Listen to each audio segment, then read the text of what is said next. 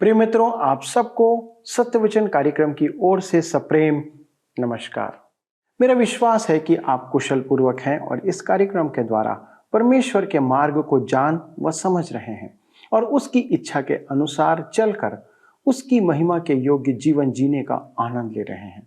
सत्यवचन कार्यक्रम में हम बाइबल की शिक्षाओं का सिलसिलेवार एवं विस्तार पूर्वक अध्ययन कर रहे हैं ताकि हम अपने जीवन के बारे में जान सकें कि परमेश्वर ने किन बातों के लिए हमें सिरजा है। मसीही जीवन एक स्वतंत्र जीवन है।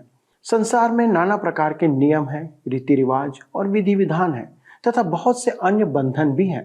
लेकिन इसलिए कि यीशु ने व्यवस्था की बातों को पूरा कर दिया है, हमारे लिए उसके बलिदान के कारण पाप से मुक्ति का द्वार अब खुल गया है।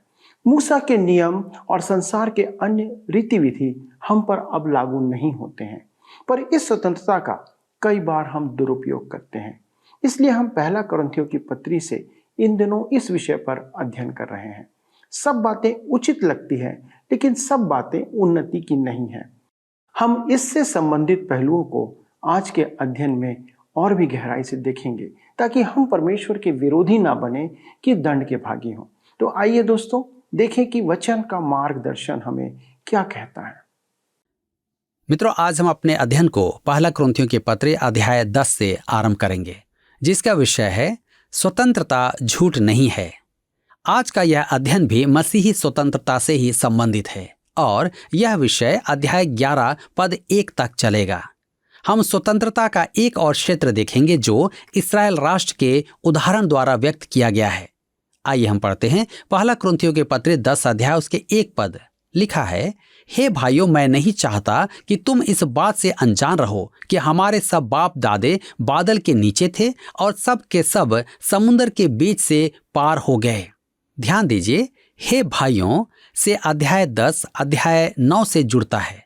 पौलुस कह रहा था कि वह मसीह के न्यायासन के समक्ष निकम्मा ठहराया जाना नहीं चाहता था, वह प्रतिफल पाना चाहता था।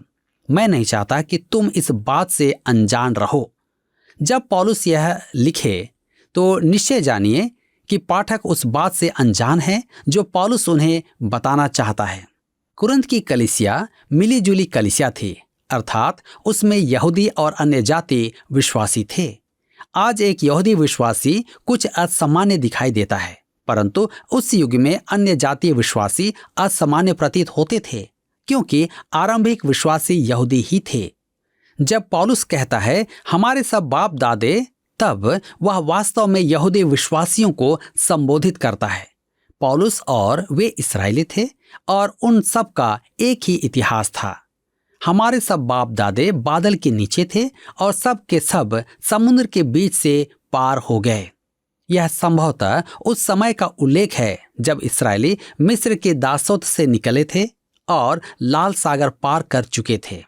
पहला कुरिन्थियों के पत्र 10 अध्याय उसके 2 से 5 पद में हम पढ़ते हैं, और सब ने बादल में और समुद्र में मूसा का बपतिस्मा लिया और सब ने एक ही आत्मिक भोजन किया और सब ने एक ही आत्मिक जल पिया, क्योंकि वे उस आत्मिक चट्टान से पीते थे जो उनके साथ साथ चलती थी, और वह चट्टान मसीह था। परंतु परमेश्वर उनमें से बहुतों से प्रसन्न न हुआ, इसलिए वे जंगल में ढेर हो गए। ध्यान दीजिए, सबने अर्थात अधिकांश जनों ने, यह यूनानी भाषा में है।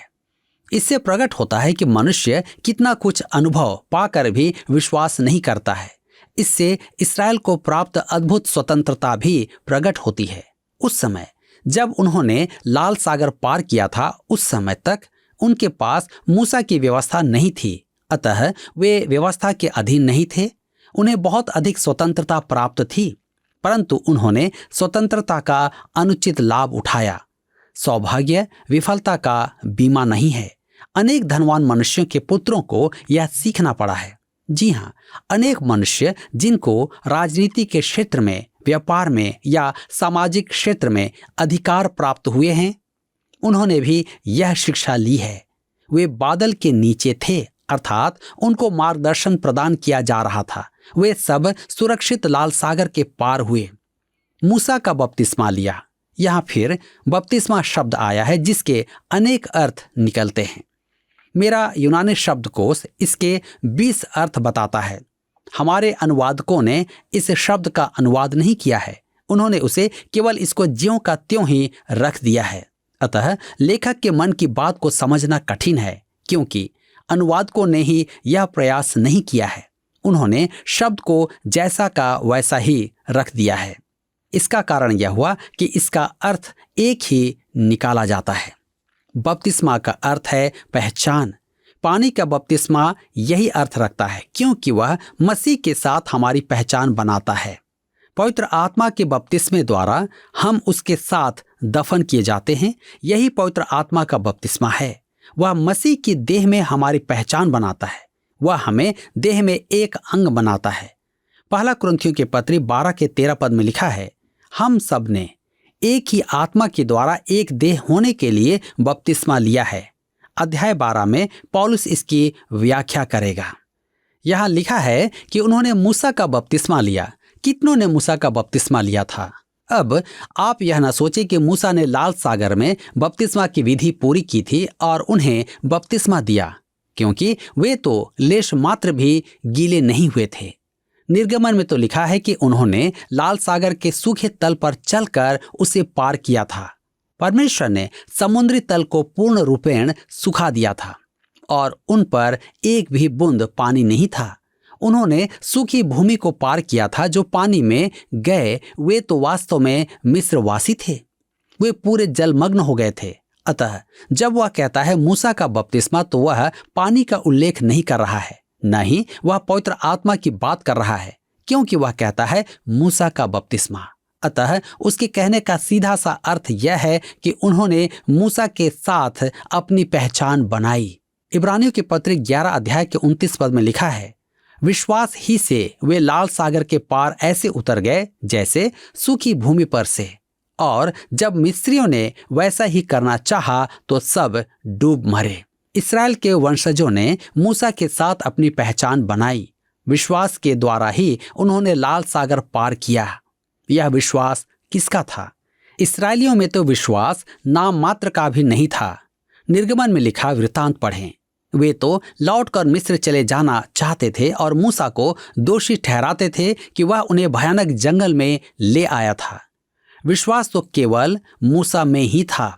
मूसा ने जाकर परमेश्वर की आज्ञा के अनुसार लाल सागर पर लाठी मारी थी। मूसा ही उन्हें समुद्र के तल के पार लेकर गया था। समुद्र पार करने के बाद उन्होंने मूसा का गीत गाया था। देखिए निर्गमन की पुस्तक 15 अध्याय में कैसा अद्भुत गीत है यह। उन्होंने मूसा के साथ पहचान बनाई थी। मेरे मित्रों, यह हमारे उद्धार का चित्रण है। मसीह मृत्यु के जल के पार गया और हम उसकी मृत्यु द्वारा पार लगाए गए हैं, उसकी पहचान में हो गए हैं। अब हम एक जीवित उद्धारकर्ता के अभिन्न अंग हैं, उसमें बपतिस्मा पाते हैं। इस प्रकार बपतिस्मा हमारा उद्धार करता है।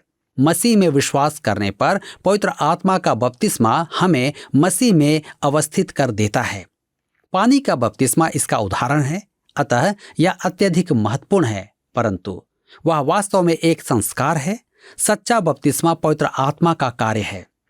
इस्राएलियों ने मूसा का बपतिस्मा लिया और वे लाल सागर के पार हुए और सब ने एक ही आत्मिक भोजन किया, अर्थात मन्ना खाया, और सब ने एक ही आत्मिक जल पिया, क्योंकि वे उस आत्मिक चट्टान से पीते थे जो उनके साथ साथ चलती थी, और वह चट्टान मसीह था। यह मसीह को प्रकट करता है। परंतु परमेश्वर उनमें से बहुतों से प्रसन्न न हुआ, इसलिए वे जंगल में ढेर हो गए। मेरे प्रियो, यह हमारे लिए क्यों लिखा गया है? पौलुस इसका कारण समझाता है। पहला कुरिन्थियों के पत्र 10 अध्याय के 6 पद में हम पढ़ते हैं, ये बातें हमारे लिए दृष्टांत ठहरी कि जैसे उन्होंने लालच किया वैसे हम बुरी वस्तुओं का लालच न करें। पहले 5 पदों में इनकी स्वतंत्रता के उदाहरण हैं। अब इस गहराई तक जाने वाले भाग में हम देखेंगे कि उन्होंने अपनी स्वतंत्रता का अनुचित लाभ उठाया। वह इसे हमारे लिए प्रासंगिक बनाता है।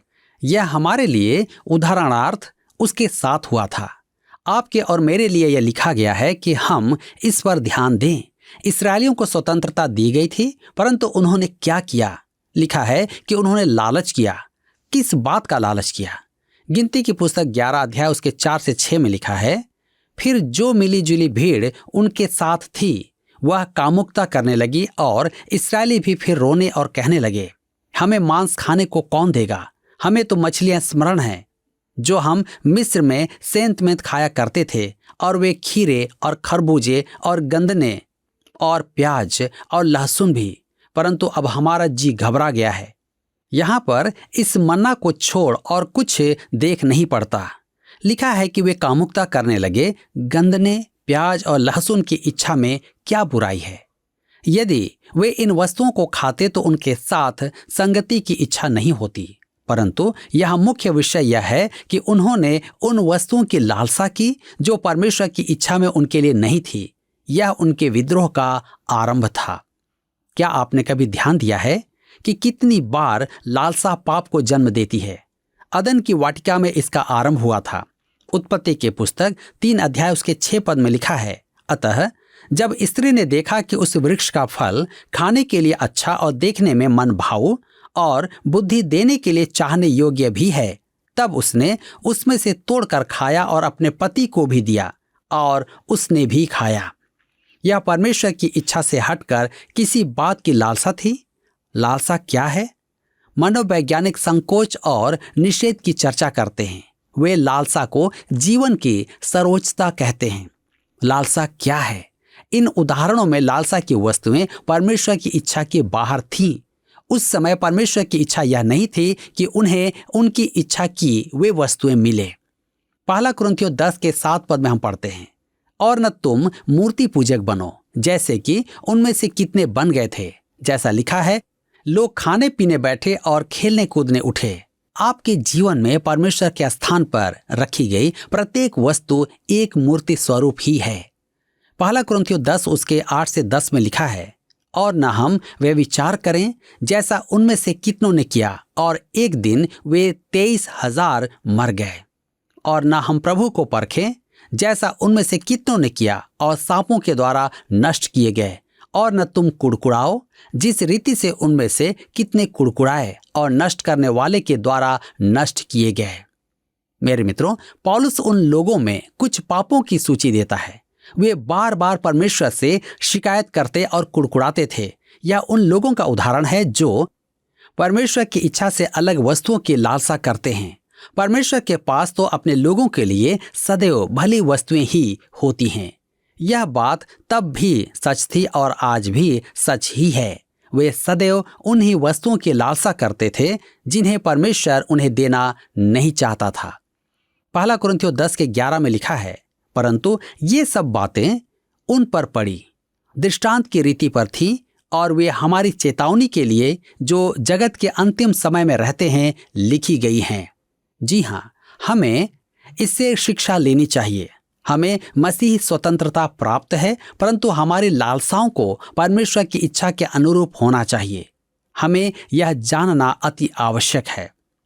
तब हम पहला कुरिन्थियों 10 के 12 में पढ़ते हैं, इसलिए जो समझता है मैं स्थिर हूं वह चौकस रहे कि कहीं गिर न पड़े। आप चाहे कोई भी हो, इससे कोई अंतर नहीं पड़ता है। आप पतन के गर्त में गिर सकते हैं। हम में से किसी के लिए भी यह बहुत आसान है कि बड़ी गलती करें, ठोकर खाएं और गिर जाएं। एक परिपक्व विश्वासी, एक पवित्र जन होकर भी गिर जाना अति संभव है। अतः आपको और मुझे अत्यधिक सतर्क रहना है कि हम परमेश्वर की इच्छा की सीमा में ही रहें, कि हम अपने जीवन में परमेश्वर की आत्मा को ठंडा न कर दें। पहला कुरिन्थियों 10 के 13 में हम आगे पढ़ते हैं, तुम किसी ऐसी परीक्षा में नहीं पड़े जो मनुष्य के सहने से बाहर है। परमेश्वर सच्चा है, वह तुम्हें सामर्थ्य से बाहर परीक्षा में न पड़ने देगा, वरन परीक्षा के साथ निकास भी करेगा कि तुम सह सको। मेरे प्रियो, अधिकतर मनुष्यों के विचार में उनके सदृश अन्य किसी पर परीक्षाएं नहीं आई हैं। आप पर कैसी भी परीक्षा आती है, निश्चय ही अन्य विश्वासी भी हैं जो वैसी ही परीक्षा में पड़े हुए हैं। परंतु प्रोत्साहन की बात तो यह है कि परमेश्वर आपके लिए मुक्ति का मार्ग तैयार रखता है। परमेश्वर विश्वास योग्य है, वह आपकी सहन शक्ति से अधिक आप पर परीक्षा नहीं आने देगा। डॉक्टर ह्यूटन कहा करते थे, परमेश्वर सदैव मुक्ति का मार्ग तैयार करता और कभी कभी तो वह मार्ग राजा का मुख्य मार्ग होता है जिसमें भागना भी संभव हो। दूसरे शब्दों में, शैतान को पीठ दिखाओ, जितना तेज दौड़ सकते हो दौड़ पड़ो, परीक्षा से भागो। परीक्षाओं में गिरने का एक मुख्य कारण यह है कि हम रसोई में घुसे हुए एक बालक की नाई हैं जो टॉफी चुराने गया था। उसकी माता ने आवाज सुनी तो पूछा, बिल्ली तुम कहाँ हो? उसने कहा कि वह रसोई में है। माँ ने पूछा, वहां क्या कर रहे हो? उसने कहा, मैं परीक्षा से संघर्ष कर रहा हूं। मेरे मित्रों, परीक्षा से संघर्ष करने का स्थान वह नहीं है, वह तो भाग खड़े होने का स्थान है। पहला कुरिन्थियों 10 उसके 14 और 15 पद में लिखा है, इस कारण हे मेरे प्रियो, मूर्ति पूजा से बचे रहो। मैं बुद्धिमान जानकर तुमसे कहता हूं, जो मैं कहता हूं उसे तुम परखो। कुरिन्थ में मूर्ति पूजा उनकी परीक्षा थी। आपके लिए संभवतः मूर्ति पूजा एक परीक्षा ना हो, परंतु बाइबल के अनुसार लालच करना भी मूर्ति पूजा है। आज इसकी हमारे चारों ओर बहुतायत है। आगे पौलुस समझाएगा कि प्रभु भोज की सहभागिता के लिए पृथक होना आवश्यक है। पहला कुरिन्थियों 10 अध्याय के 16 से 19 पद में हम पढ़ते हैं, वह धन्यवाद का कटोरा जिस पर हम धन्यवाद करते हैं, क्या मसीह के लहू की सहभागिता नहीं? वह रोटी जिसे हम तोड़ते हैं, क्या वह मसीह की देह की सहभागिता नहीं? इसलिए कि एक ही रोटी है, तो हम भी जो बहुत हैं एक देह हैं, क्योंकि हम सब उसी एक रोटी में भागी होते हैं। जो शरीर के भाव से इस्राएली हैं, उनको देखो, क्या बलिदानों के खाने वाले वेदी के सहभागी नहीं? फिर मैं क्या कहता हूँ? क्या यह कि मूर्ति पर चढ़ाया गया बलिदान कुछ है या मूर्ति कुछ है? मेरे प्रियो, पौलुस का यह वाद तर्क सम्मत है। वह कहता है कि मूर्ति कोई वस्तु नहीं है, अतः मूर्ति को चढ़ाया हुआ मांस पूर्ववत ही होता है, उस पर कोई प्रभाव नहीं पड़ता है। पहला कुरिन्थियों 10 के 20 में लिखा है, नहीं, वरन यह कि अन्य जाति जो बलिदान करते हैं वे परमेश्वर के लिए नहीं परंतु दुष्ट आत्माओं के लिए बलिदान करते हैं, और मैं नहीं चाहता कि तुम दुष्ट आत्माओं के सहभागी हो।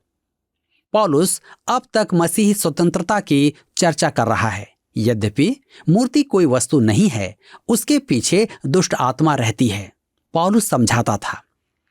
पहला कुरिन्थियों 10 के 21 में आगे लिखा है, तुम प्रभु के कटोरे और दुष्ट आत्माओं के कटोरे दोनों में से नहीं पी सकते।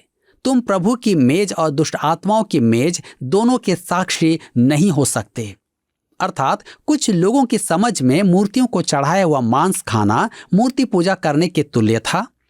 विश्वासी को अपने मन का सावधानी पूर्वक निरीक्षण करना अत्यधिक महत्वपूर्ण है। पहला कुरिन्थियों 10 के 22 में हम पढ़ते हैं, क्या हम प्रभु को क्रोध दिलाते हैं? क्या हम उससे शक्तिमान हैं? अब पौलुस लौटकर वहीं आता है जहां उसने इस भाग के आरंभ में मसीह स्वतंत्रता के विषय में चर्चा की थी। आइए पढ़ें। पहला कुरिन्थियों 10 के 23 में लिखा है, सब वस्तुएं मेरे लिए उचित तो हैं परंतु सब लाभ की नहीं। सब वस्तुएं मेरे लिए उचित तो हैं परंतु सब वस्तुओं से उन्नति नहीं। पौलुस कहता है कि इन संदिग्ध बातों को करने की स्वतंत्रता उसे प्राप्त थी, जिन बातों के सही या गलत होने के विषय बाइबल मुख है। उदाहरण के लिए देखें, पौलुस कहता होगा कि यदि मेरा मन करेगा तो मैं खेल देखने जाऊंगा। मेरे विचार में पौलुस अपने युग के ओलंपिक खेल देखने अवश्य जाता होगा। वे उस युग के बड़े बड़े स्टेडियम में आयोजित किए जाते होंगे। पौलुस कहता है कि उसके लिए ये सब बातें नियम आधारित हैं, परंतु ये सब करने में उचित नहीं, क्योंकि उसके कार्य संभवतः किसी दुर्बल भाई को ठोकर खिला सकते हैं। वह कहता है, सब वस्तु मेरे लिए उचित तो हैं परंतु सब लाभ की नहीं। सब वस्तुओं से उन्नति नहीं होती, अर्थात वे विश्वास में मेरे विकास का कारण नहीं। एक बार एक युवा उपदेशक ने मुझसे कहा, आपके विचार में एक उपदेशक को खेल देखने जाना चाहिए? वह जानता था कि मैं नहीं जाता हूं। मैंने उससे कहा, यद्यपि मैं खेल कूद में भाग लेने में अत्यधिक आनंद उठाता था, मैं दर्शक बहुत कम रहा हूं। मुझे किसी को फुटबॉल या अन्य खेल खेलते देखने में आनंद नहीं आता है, विशेषकर जब उन्हें खेलने का पैसा मिल रहा हो। मैं मनोरंजन के लिए खेलता था और आनंद लेता था।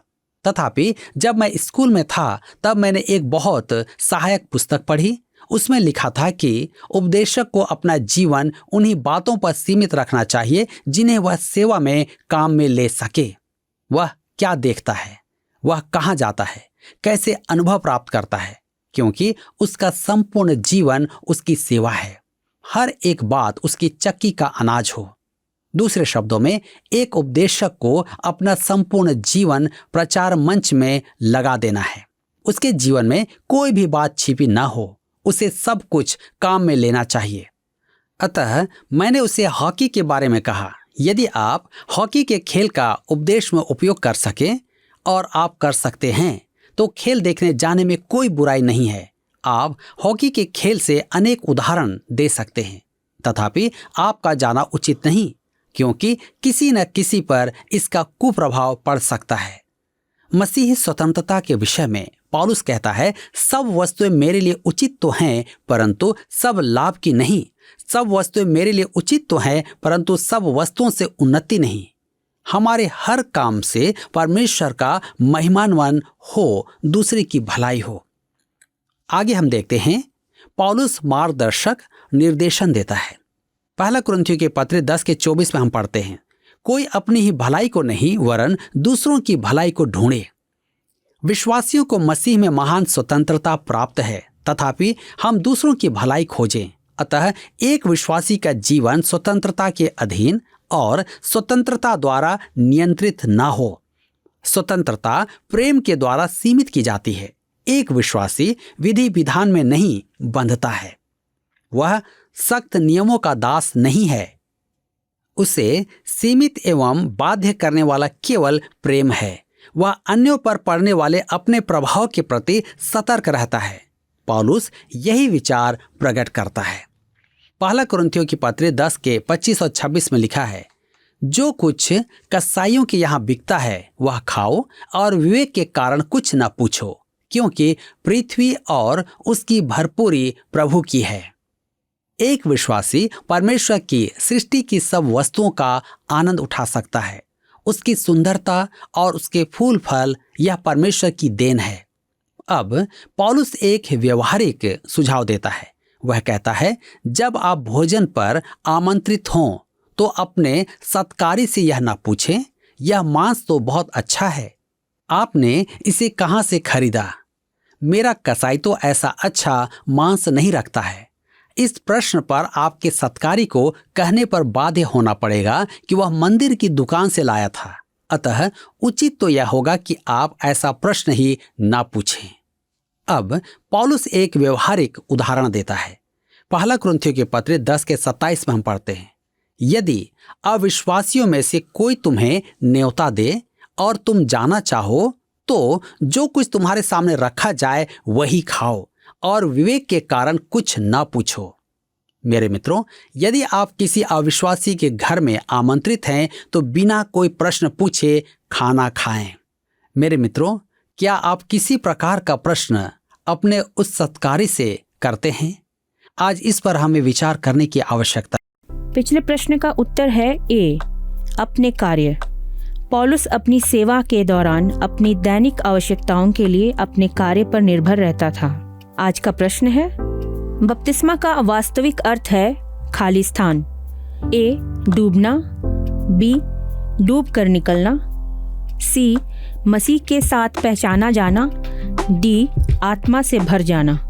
मित्रों, इस प्रश्न का उत्तर हमें कल सुबह 6 बजे से पहले विकल्प ए, बी, सी या डी के साथ अपना नाम, पता, स्थान के साथ 9651433397 पर SMS या WhatsApp करें।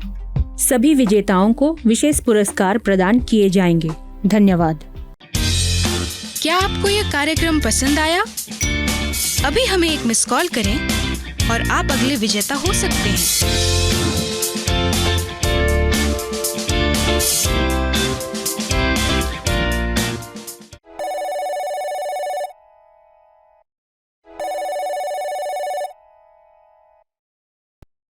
जी हाँ दोस्तों, आपने सही सुना। मसीही स्वतंत्रता कुछ भी करने का हमें लाइसेंस नहीं देती है। हाँ, मसीही जीवन में अद्भुत स्वतंत्रता जरूर है, लेकिन जब हम मसीही जीवन जीते हैं तो इसका प्रमाण इस बात से होता है कि हम दूसरे मनुष्य की हित की चिंता करते हैं या नहीं करते। मसीही जीवन सख्त नियमों से घिरा नहीं है, इसलिए एक मसीही का जीवन प्राथमिक रूप से स्वतंत्रता से निर्देशित एवं आरोपित नहीं होना चाहिए। स्वतंत्रता प्रेम के द्वारा सीमित की गई है। उसे दूसरों पर अपने प्रभाव के बारे में चिंतित होना चाहिए। यही विचार पौलुस यहाँ हमें देना चाहता है ताकि अपनी स्वतंत्रता का सही उपयोग हम करें। पौलुस पहला कुरिन्थियों 10 उसके 23 पद में अपने बारे में कहते हुए इस प्रकार मार्गदर्शन करता है, सब वस्तुएं मेरे लिए उचित तो हैं परंतु सब लाभ की नहीं। सब वस्तुएं मेरे लिए उचित तो हैं परंतु सब वस्तुओं से उन्नति नहीं। मित्रों, मेरा आपसे निवेदन है कि आप इन बातों को अपने जीवन में सूचीबद्ध करें और उनका अनुसरण करें जो उन्नति की है। तब आप मसीही जीवन का आनंद लेने पाएंगे। आइए प्रार्थना करें कि परमेश्वर सही निर्णय लेने और पहचान करने में हमारी सहायता करें। स्वर्गीय पिता, हम धन्यवाद देते हैं प्रभु यीशु मसीह के नाम से कि आपने अपने वचन को हमारे सामने प्रकट किया और उन रहस्य और भेदों को हम पर प्रकट किया पिता, कि हम ये जाने कि हमारे जीवन में कौन सी बात उचित है और कौन सी अनुचित, और ये भी जाने कि कौन सी बातें लाभ की है और कौन सी बातें उन्नति की है। पिता परमेश्वर, हमारी सहायता करें, विशेष तौर पे हमारे दर्शकों के लिए, कि उनके जीवन में आप अपने ज्ञान और अपने वचन को भर दें ताकि वे एक सही निर्णय लें और उन बातों की धुन में लगे रहें प्रभु जो उन्नति की है, क्योंकि हमारे लिए सारी बातें उचित तो हैं लेकिन लाभ की नहीं।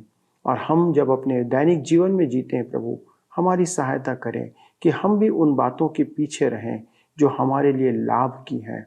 इसलिए हमारी प्रार्थना है प्रभु, हम सब की आप सहायता करें। धन्यवाद के साथ इस विनती को यीशु के नाम से मांगते हैं, आमीन। तो दोस्तों, यदि आपको आज का कार्यक्रम पसंद आया तो कृपया हमें एक मिस कॉल दें, और यदि आपके पास कोई प्रश्न है कृपया हमें SMS, फोन या पत्र के द्वारा सूचित करें ताकि हम आपकी सहायता करने पाएं। अगले प्रसारण में इस अध्ययन को आगे बढ़ाएंगे। तब तक सही निर्णय लेकर उचित बातों के पीछे चलते रहें। प्रभु आपको आशीष दे। धन्यवाद।